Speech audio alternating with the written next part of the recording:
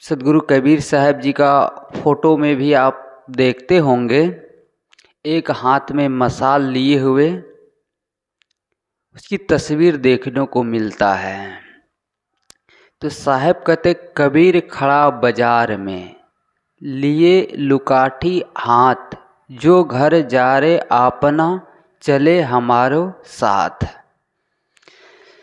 सदगुरु कबीर जो अपनी बातें कहते हैं वो समाज के बीच कहते हैं, लोगों के बीच कहते हैं। वो किसी कमरे में बैठकर अपनी बातें नहीं कहते हैं, वो अपनी बातें समाज में कहते हैं। वो किसी एक कोने में बैठकर नहीं कहते हैं, वो समाज के बीच कहते हैं, लोगों के बीच कहते हैं अपनी बात। कहते कबीर खड़ा बाजार में, मैं अपनी बातें को बाजार में कहने का तात्पर्य सभा में मैं कह रहा हूँ। और लोगों का आप देखें तो कहीं जैसे कबीर साहब कहीं कबीर पुकार के, वो पुकार करके कहते, खड़े होकर सभा में कहते हैं। और लोगों का आप देखें तो उनकी बातें बस सीमित रहती, वो कमरे में बैठकर या पुस्तक लिखते हैं या कहीं पेड़ पौधों के पास बैठकर लिखते हैं। और किसी के विचारों को आपको देखने को या पढ़ने को नहीं मिलता है कि वो अपनी बातें को पुकार करके कहते हो या सभा में कहते हो। ये कबीर साहब जी की एक कहा जाए उनकी पैनी दृष्टि या उनकी बुद्धि या उनकी सरलता। साहब कहते कबीर खड़ा बाजार में, मैं अपनी बातों को बाजार में लोगों के बीच कह रहा हूँ। जो घर जा रे आपना चले हमारे साथ। जो घर मतलब जैसे लोग कहते हैं कि ये चीज़ तुम्हारा है। जो घर, वो घर का मतलब जो अहंता ममता का घर है। ये घर जो बनाए हुए हो, ये घर जलाकर ही हमारे साथ जा सकते हो। किसी ने सोचा, कबीर साहब ने कहा कि घर जला दो और चलो हमारे साथ फकीर बन जाओ, साधु बन जाओ। वो आदमी घर जलाकर चल दिए। तो साहब कहते मैं उस घर की बात नहीं करता हूँ। घर को जलाकर साधु बन जाना बहुत सरल है, लेकिन जो भीतर घर बना हुआ है ना, अहंता ममता का घर, काम क्रोध का घर, लोभ मोह का घर, अहंकार का घर, ये सबसे बड़ा दुखदाई घर है। और इसी को छोड़ना कठिन होता है, इसको छोड़ना बहुत कठिन होता है। बाहर का घर को छोड़ना बहुत सरल है। कहावत भी है ना, कैलाश मानसरोवर में जाकर तपस्या कर लेना बड़ा सरल है, कोई कठिन बात नहीं है। लेकिन घर में रहकर तपस्या करना ये सबसे बड़ी कठिन बात है, ये सबसे कठिन बात है। बाहर के लोगों से व्यवहार करना बहुत सरल है, लेकिन जिन लोगों के साथ हम जीते, हमारा व्यवहार कैसा है। बाहर के लोगों से जब हम बात करते हैं, बाहर के लोगों से जब हम व्यवहार करते हैं तो कितना मुस्कुराते हैं, मानो कि इनके जैसे कोई आदमी ही नहीं है। जब साथियों से व्यवहार लेना होता है, साथियों के बीच जब जीना होता है, तो उसी आदमी को चेहरा देखे आप कितना बदल जाता है। जैसे एक आदमी कोई मंदिर जाता है पूजा करने के लिए, उस समय उनके चेहरे देखिए प्रसन्नता से, आनंद से खिला होता है। जब वही आदमी घर आता है तो उनके कड़वे शब्द में कहा जाए तो उनके चेहरे चंडाल की तरह दिखता है। तो साहब कहते हैं कि जो बाहर के घर को जलाकर साधु बन जाना, किसी मठ में चला जाना, मंदिर में चले जाना, पूजा कर लेना बड़ा सरल है, लेकिन जो भीतर घर है ना, उसको त्यागना बड़ा कठिन है। चाहे किसी भी चीज का अहंकार हो सकता है आदमी के जीवन में। बड़ा सरल है लोगों के कहना, कुछ भी स्थिर नहीं, सब बदल रहा है। लेकिन जब उसी आदमी को अधिकार मिल जाता है, उसी आदमी को सम्मान देना शुरू कर दे, तो अपने साथियों को समझता नहीं है। चाहे पद हो, चाहे प्रतिष्ठा हो, चाहे जो भी चीज है, किसी का सदा नहीं रहा और न रहेगा। और इन चीजों को पाकर आदमी इतना अहंकार, इतना इतराने लगते हैं, क्या कहा जाए। साहब कहते हैं, कबीर खड़ा बाजार में लिए लुकाठी हाथ। मैं अपनी बातें को बाजार में कह रहा, लोगों के बीच कह रहा हूं, मेरी बातों को कौन सुनता है, कौन मानता है। कबीर साहब ये नहीं कहते मेरा अनुयायी वही हो सकते हैं जो मेरे नाम का माला जपता होगा, मेरे नाम से पूजा करता होगा, वो मेरा अनुयायी नहीं हो सकता है। कबीर साहब कहते, कहाँ कबीर सोई जन मेरा, जो घर की रारी निवेरे। वही मेरा अनुयायी है, वही मेरा भक्त है, वही मेरा साथी है, जो घर की झगड़े को मिटाता हो। और घर में झगड़े तब होता है जब बाहर हमारे अंदर द्वंद्व मचा होता है, बाहर हमारे अंदर वो अहंता ममता का घर है, बाहर हमारे अंदर राग और द्वेष का जो घर है ना, ये घर को छोड़ पाना बड़ा सरल है। इसी बात को कबीर साहब कहते, पछा पछी के कारणे सब जग रहा भुलान, निरपक्ष होय के हरि भजे सोई संत सुजान। यानी पक्षपात में मेरा तेरा में तो संसार के लोग उलझे हुए हैं, संसार के लोग तो उलझे हुए हैं। लेकिन साहब कहते, पछा पछी कारणे सब जग रहा भुलान। पूरे संसार के लोग मेरा अपना और पराया में उलझा है। और संत वही हो सकते हैं जो निरपक्ष होकर अपनी बातें को कहता हो, जिसमें कोई पक्षपात की बात नहीं है, मेरा तेरा की बात नहीं है। मेरा मजहब बड़ा है, आपका मजहब छोटा है, हमारा धर्म बड़ा है, हमारे गुरु से ही मुक्ति मिलेगी, अमुक धर्म वाले तो नास्तिक है, वो कुछ समझता ही नहीं है। जो ऐसा कहता होगा वो अध्यात्म को समझता ही नहीं है। हमारा मन अगर पवित्र है, हमारा मन अगर सुंदर है, तो हम कहीं भी अपने कल्याण का काम कर सकते हैं। साहब कहते हैं, कबीर खड़ा बाजार में लिए लुकाठी हाथ, जो घर जा रे आप ना चले हमारे साथ। वो अहंता ममता का घर जो है, राग द्वेष का घर जो है, इसको मिटाना बड़ा कठिन है। राग और द्वेष और प्रतिक्रिया में पड़कर आदमी क्या नहीं कर डालता है। देखिए, आए दिन देखने को मिलता है, आए दिन समाचार में सुनने को मिलता है। आदमी प्रतिक्रिया में आकर दूसरे के साथ कैसे व्यवहार करता है, गुस्से में आकर न कहने योग्य चीज़ों को कह देता है। तो इन चीज़ों को समझने के लिए साहब कहते हैं कि अध्यात्म को, धर्म को समझना है तो गहराई में, जो सदगुरु कबीर कहना चाहते हैं, उनकी बातों को हम जीवन में पढ़े। जो भीतर घर है, बाहर से मैं भी यहाँ कर रहा हूँ, बहुत सरल है कहना। जब वही बातें मेरे ऊपर आता है तब पता चलता है कि हम कितना साधना किए हैं, कितना तपस्या किए हैं, कितना पूजा किए हैं, कितना पाठ किए हैं और कितना हम गुरु के भक्त हैं, तब पता चलता है। और ये भीतर से, जो बाहर से कहना,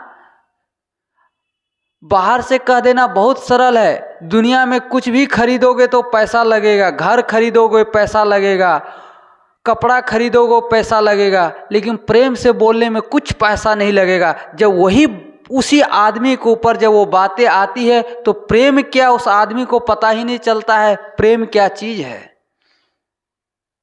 प्रेम शब्द वो जानता ही नहीं है।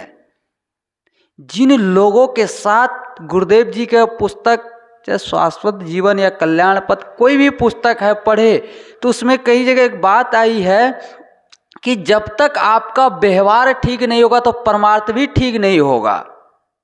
आप मान लीजिए कोई व्यवहार में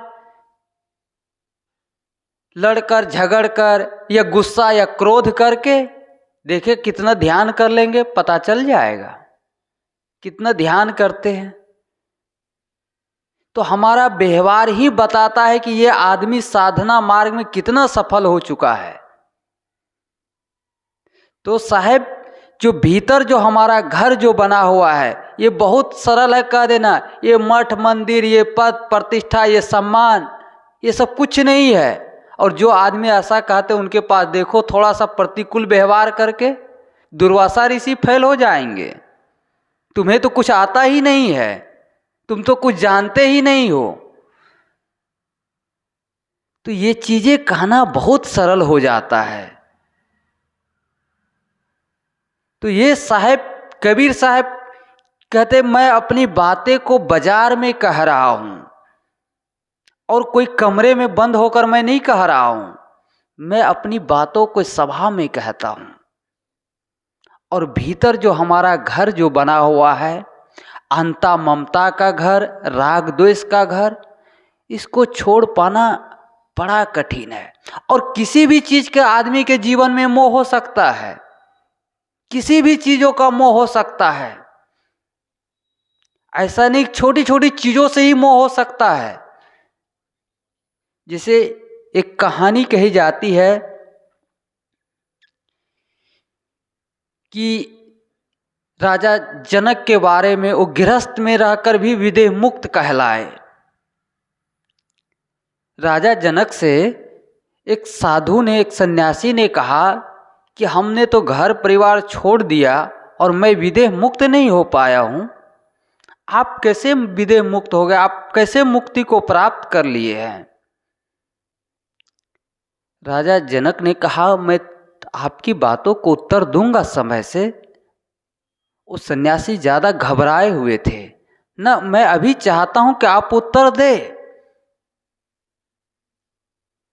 तो राजा जनक ने कहा ठीक है राजन, आप हमारे साथ चलते हैं, थोड़ा नदी में नहा कर आएंगे। वो नदी में नहाने राजा जनक और वो साधु दोनों चले गए।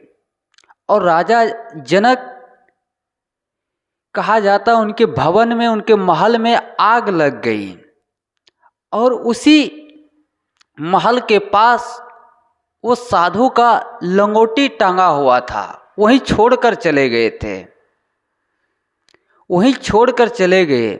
जब राज दरबार से मंत्री आए और राजा दशरथ, जब मंत्री लोग आए राजा जनक के पास, कहा भगवान आपका महल में तो आग लग गई है, आप जल्दी चले राजन। राजा जनक ने कहा हड़बड़ाने की जरूरत नहीं है, थोड़ा मैं नहा लूँ तब आऊँ। उस सन्यासी ने कहा कि आपके घर में आग लग गई है और आप कह रहे नहा ले, स्नान कर ले तब जाऊं यहाँ से। अरे चले, मेरी लंगोटी वहीं टंगी हुई है, वो जल न जाए, मेरी लंगोटी वहीं टंगी हुई जल न जाए। वो स्नान को छोड़कर वो दौड़े दौड़े लंगोटी लेने आ गए और राजा जनक मजे से नहा रहे हैं। मेरा कहने का भाव यह है कि छोटी से छोटी चीजों को भी आदमी का जीवन में मोह हो सकता है, कहीं भी मोह हो सकता है। और इस मोह को त्यागना बहुत कठिन हो जाता है, बहुत मुश्किल पड़ जाता है, इसको छोड़ना बहुत कठिन होता है। और मोह ही दुख का कारण भी होता है। आज जो समाज बिखर रहा है, टूट रहा है, ये किसका परिणाम है? या तो हमें किसी के प्रति मोह हो गया है या हम तो पक्षपात कर रहे हैं, इसी का परिणाम है। चाहे घर परिवार हो, चाहे मठ मंदिर हो, जो भी बिखर रहा है, टूट रहा है, या तो किसी एक के प्रति मोह है या तो हम निष्पक्ष नहीं हो पा रहे हैं। जहां भी ऐसे देखने को मिलता है, तो कहीं भी मोह हो सकता है। और उसी मोह को हम खत्म करने के लिए संतों, गुरुजनों और महापुरुषों के पास आए हैं, लेकिन वही हमारा काम नहीं हो पा रहा है। दूसरों के लिए कहना बहुत सरल है, वो तो वैसा ही है, वो तो शुरू से ही वैसा ही है, कहना बड़ा सरल है। आज सुबह पढ़ा रहे थे देवेंद्र साहब जी, जो हमारे अंदर भरा होता है वही निकलता है। दूसरों की आलोचना और निंदा दोनों में अंतर है। जैसे कबीर साहब जैसे आलोचना की, वो किसी की निंदा नहीं की, आलोचना किए। आलोचना मतलब ये होता है कि आप में ये कमी है, वो कमी को उन्होंने दर्शाया, वो निंदा नहीं किया, वो बुराई नहीं किए, उन्होंने आलोचना किया। चाहे पंडित हो, चाहे मुल्ला हो, चाहे पादरी हो, चाहे जो भी हो, जैसा देखा उन्होंने वैसा कहा। वो ये कहना ये बुराई नहीं, ये आलोचना है। और बुराई मतलब कि अमुक आदमी में ये कमी है, उनसे न कहकर और हम वैसा स्वभाव बना लिए कहने की, अरे वो तो वैसा ही है। ये कहना बड़ा सरल है। हम अपने अंदर झांक कर देखें, अपने भीतर झांक कर देखें, हमारे अंदर कितनी कमियां हैं। अभी हम कितने ऊंचाई तक अभी पहुंच पाए हैं और या कितने हम नीचे अभी जमीन में दबे हुए हैं। विरासत में गद्दी मिल जाना बड़ा सरल है। विरासत में एक लेखक ने लिखा है, विरासत में आपको गद्दी मिल सकती है, लेकिन विरासत में आप किसी के दिलों में राज नहीं कर सकते हैं। विरासत में आपको गद्दी मिल सकती है और विरासत में आपको बुद्धि नहीं मिलेगी, आपको समझदारी नहीं मिलेगी, इसको आपको खुद कमाना पड़ेगा। जैसे कोई बाप अपने बेटे के लिए पूरी संपत्ति छोड़कर चला जाए, वो उसकी अपनी बाप की कमाई हो, बेटे की कमाई नहीं है। उन्होंने अपने बेटे को अपाहिज बनाया और उस बेटे का कर्तव्य है कि उस पिता की संपत्ति को हम कितना आगे बढ़ा। अगर उन्होंने 1 रुपया हमारे लिए छोड़ा, हम उसको 2 रुपया अगर हम कर दिए, तो ये हमारी बहादुरी है, ये हमारी समझदारी है, ये हमारी बुद्धि की पहचान है।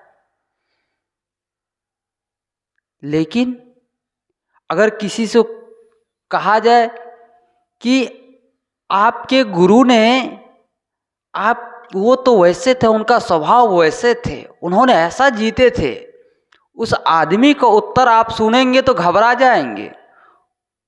जैसे कोई आदमी है, किसी से कहा जाए कि आपके पिता ने इतना सुंदर स्वभाव का, आपका पिता का स्वभाव था, वो लोगों से मिलते थे, लोगों की भावनाओं को समझते थे, वो कदर करना जानते थे, और उसके बेटा क्या कहता है कि तुम इस बात मुझसे प्रश्न कर रहे हो, क्या तुम अपने बाप जैसे बन पाए हो? अरे कोई आदमी तो अपने बाप के नाते ही पहचाना जाता है कि उनके बच्चे हैं, और कई बार ऐसे होता है कि बेटे के नाते बाप को पहचाना जाता है कि ये अमुक आदमी है और वो उनके पिताजी है। तो उस लेखक ने लिखा, विरासत में तो आपको गद्दी मिल सकती है, लेकिन विरासत में आप दूसरों को दिलों में राज नहीं कर सकते हैं। राज करने के लिए दिलों में किसी को आपके अंदर प्रेम चाहिए, सत्य चाहिए, निष्पक्षता चाहिए, प्रेम चाहिए, दया चाहिए, और साथियों के साथ कोमल व्यवहार चाहिए। तब आप किसी के दिलों में राज कर सकते हैं। आप किसी को डांट कर, फटकार के तो झुका तो सकते हैं, लेकिन दिल में उतार नहीं सकते हैं। एक शायर ने लिखा है, दिल से खून से सींची हुई दीवारों पर मोहब्बत की इमारत कभी खड़ी नहीं हो सकती है। दिल को जीतने के लिए ताकत और दौलत की जरूरत नहीं है, वहाँ प्रेम की जरूरत है, वहाँ सत्य की जरूरत है, वहाँ दया की जरूरत है। आप पैसे के बल पर तो किसी को झुका सकते हैं, लेकिन आप उनके दिल पर राज नहीं कर सकते। इसके लिए स्वभाव सुंदर बनाना पड़ेगा। इसके लिए वाणी को मिठास बनाना पड़ेगा। साहब कहते कबीर खड़ा बाजार में, मैं अपनी बातों के बाजार में होकर कहता हूं, मैं किसी कमरे में नहीं कहता हूं। जो घर जा रे अपना, जो हमारा अहंता ममता का घर जो बना हुआ है, इस घर को छोड़ना पड़ेगा। जो अहंकार है, कामनाएं, इच्छाएं और चाहनाएं, जो भी हमारा घर बना हुआ है, इन सारे घर को जलाकर शून्य करना पड़ेगा। अपने आप को न्यूट्रल करना पड़ेगा, तब जाकर हम कुछ पा सकते हैं। ये कबीर साहब का कहने का भाव है। उनकी एक एक बातों पर अगर ध्यान दिया जाए, कबीर साहब के एक एक विचार ऐसे हैं कि आप पूरे वेद पढ़ ले तो आपको उसमें न मिलेगा, लेकिन कबीर साहब के एक ही वाक्य हमारे लिए बहुत काफ़ी है। ये उनकी कहने की शैली है। तो कबीर साहब कहते, कबीर खड़ा बाजार में, लिए लुकाठी हाथ, जो घर जा रे आप ना चले हमारे साथ। जो अहंता ममता का घर है, राग द्वेष का घर है, इन सारे घर को जलाकर जब राख कर देंगे, तब हमारे मित्र, हमारे अनुयायी या हमारे भक्त हो सकते हैं। कहीं कबीर सोई जन मेरा, जो घर की रारी निबेरे। जो घर की झगड़ा है उन्हें मिटाकर वही हमारे भक्त, हमारे अनुयायी हो सकते हैं। ये बाहर के घर कुटी में आग लगा देने से शांति नहीं मिलती है। जैसे योग वाशिष्ठ में एक कहानी आती है, राजा शिखरध्वज और उनकी पत्नी चुड़ैला की। जो राजा शिखरध्वज घर को त्याग कर चले गए, और बहुत लंबी कहानी ये, राजन आपको शांति मिली नहीं मिली शांति, त्याग करो, फिर त्याग करो, कुटी बनाए उसको जला दिए, कपड़े को छोड़ दिए, सब कुछ को छोड़ते गए, फिर भी शांति नहीं मिली। तब उन्होंने कहा कि अब तो शरीर ही जला दो। शरीर जलाने को तैयार हो गई। फिर उनकी पत्नी भगवान को भेष बनाकर जाती और पूछती, राजन क्या आपको शांति मिली? नहीं, तो त्याग करो। अब शरीर को ही त्याग कर देते। तो शरीर को त्याग कर देने से शांति नहीं मिलती है। कहते जो भीतर तुम अभी घर जो बनाए हुए हो ना, काम क्रोध का घर है, लोभ मोह का घर है, अहंकार का घर है, राग द्वेष का घर है, इन सारे घरों को भीतर से मिटा दो तो अपने आप शांति मिल जाएगी। इसके लिए कुछ करने की आवश्यकता नहीं है। तो भीतर जो हमारा घर जो बना हुआ है, इन घर को मिटाकर अपने व्यवहार को मधुर बनाए, और इसी के लिए हम संतों गुरुजनों के शरण में आए। कबीर साहब के एक साखी पर, कबीर खड़ा बाजार में, लिए लुकाठी हाथ, जो घर जा रे आप ना चले हमारे साथ। इस पर मैं कुछ देर कुछ कहने का प्रयास किया। इन्हीं शब्दों के साथ मैं अपने वाणी को विराम देता हूँ। बोलिए सद्गुरु कबीर साहेब की जय।